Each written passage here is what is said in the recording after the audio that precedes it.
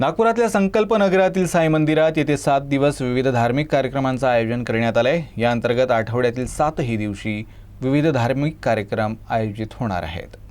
साई मंदिरात आठवड्यातील 7ही दिवस भजन कीर्तन यासारखे धार्मिक कार्यक्रम सुरू राहणार आहेत।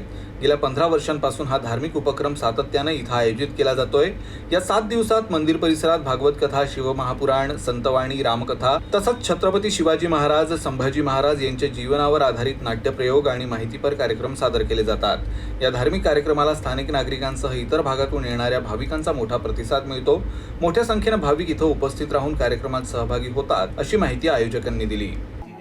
आमचा एरिया आहे हा संकल्प नगर, शेषनगर म्हणजे श्रीकृष्ण नगरपासून भारतीय विद्याभवन गेट नंबर 2 पासून हे मंदिर जवळ येते। ह्या परिसरामधले हे सगळ्यात प्रसिद्ध मंदिर आहे। जवळजवळ इथे 15 वर्षापासून कंटिन्यू साईबाबाचा प्रोग्राम होतो।